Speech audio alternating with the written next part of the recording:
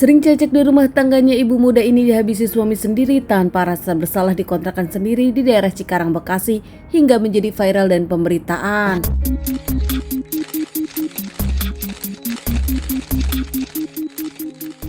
Hubungan pernikahan suami istri di Bekasi ini ternyata cukup mencengangkan. Di daerah kontrakannya, sepasang suami istri yaitu sang istri bernama Mega, 24 tahun, dan Nando, berusia 25 tahun. Keduanya menikah muda, bahkan mereka sudah menikah 4 tahun dan dikaruniai 2 orang anak.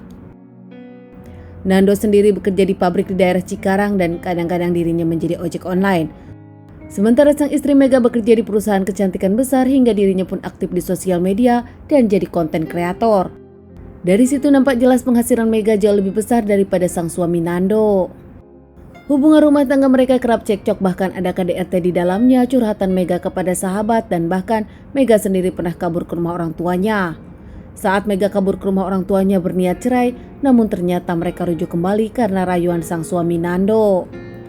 Mega juga mengungkapkan alasannya kepada sang ibu, kasihan kepada anak-anak kalau Mega bercerai dengan sang suami Nando. Mega yang nampak selalu luluh saat dibujuk dan diajak balikan oleh Nando. Di kontrakan daerah Cikarang, Bekasi, mereka tinggal berempat dengan anak-anak. Biasanya, mereka menitipkan anak-anak ke rumah orang tua Mega, kemudian Nando mengantarkan sang istri Mega kerja. Meski keduanya kerja dan punya penghasilan yang cukup, bahkan orang tua membantu mengurus kedua anaknya, namun tetap pasangan ini kerap ribut. Keributan permasalahan rumah tangga ini karena Nando sering tersinggung karena Mega kerap sombong masalah gaji yang lebih besar. Bahkan Nando pun merasa harga dirinya terluka. Di tanggal 7 bulan Agustus 2023 saat mereka menjemput anak-anak di rumah orang tua Mega, seusai pulang dari perjalanan, mereka ribut. Sesampainya di rumah malah makin ribut dan ngamuk. Di depan anak pertamanya sendiri, Nando memukul dan mencekik, bahkan akhirnya menusuk sang istri dengan senjata tajam dari dapur.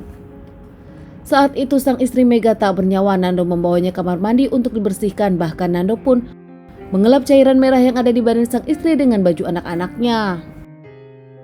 Usai membersihkan kondisi Mega, Nando pun langsung mengangkat Mega dan membaringkannya lagi di kasur, membuat seperti Mega tertidur dan ditutupi dengan selimut. Keesokan harinya, Nando pun seperti biasa mengantarkan kedua anaknya ke rumah orang tua Mega. Saat orang tua Mega bertanya kenapa Mega tak datang, Nando pun menyebutkan kalau Mega sudah pergi kerja dengan naik kereta. Dari situ orang tua Mega percaya mungkin karena Mega kesiangan, orang tua pun tak ambil pusing. Nando sendiri akhirnya pulang lagi ke kontrakan, tak bekerja seperti biasa. Di kontrakan sendiri, Nando bingung untuk menghilangkan jasad sang istri yang sudah tak bernyawa. Sampai dirinya berpikir hingga larut malam. Pada akhirnya di jam 11 malam, orang tua dari Mega menelpon Nando dan bertanya kenapa tak menjemput anak-anak. Saat itu Nando menyebutkan kalau dirinya masih menunggu sang istri Mega makan. Tak lama, Nando ke rumah orang tuanya dan Nando pun bercerita kepada orang tuanya kalau Nando baru saja menghabisi sang istri. Sementara di rumah Mega nampak kebingungan. Orang tua Mega yang biasa kerja ke pasar pergi jam 1 malam nampak tak mendapatkan sang anak dan menantu datang untuk menjemput cucunya. Hingga akhirnya orang tua dari Mega pun ke kontrakan untuk mengantarkan kedua cucunya. Namun sesampainya di sana tak ada mereka. Orang tua Mega yang tahu kalau kunci pintu selalu ada di sepatu akhirnya membuka pintu kontrakan. Sesampainya masuk di kontrakan mendapati Mega terbaring.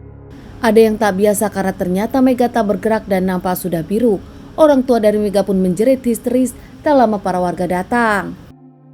Tak lama pihak kepolisian pun datang dengan Nando yang sudah terborgol. Ternyata saat Nanda mengadu kepada orang tuanya, tak lama Nando pun dibawa ke kantor polisi oleh orang tuanya untuk menyerahkan diri.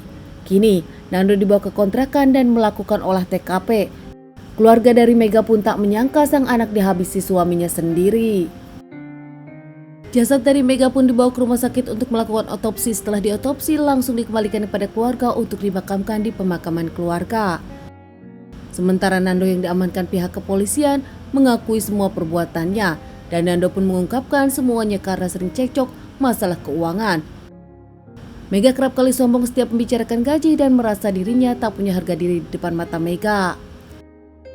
Namun berbeda dengan pernyataan salah satu tetangga yang menyebutkan mendengar cekcok mereka karena Mega kesal kepada Nando yang kerap berhutang, bahkan Mega sendirilah yang harus membayar hutang-hutang Nando. Pernyataan itu pun dibenarkan oleh sahabat-sahabat dari Mega dan juga keluarga Mega yang menyebutkan selama ini Nando kerap banyak berbohong masalah keuangan dan kerap meminjam uang entah untuk apa, sehingga sang istri Mega lah yang membayar semua utang-utangnya. Terkait permasalahan ini, Nando yang masih diamankan belum menjalani persidangan karena permasalahan ini pun baru. Nando sendiri terancam hukuman pidana seumur hidup. Meminta maaf kepada keluarga Mega, Nando pun menitipkan kedua anaknya diasuh oleh keluarga Mega. Teman-teman, sekian dulu bahasan kasus yang aku bawakan kali ini. Semoga ini bisa dijadikan pelajaran untuk kita semua dan ditunggu bahasan kasus-kasus selanjutnya.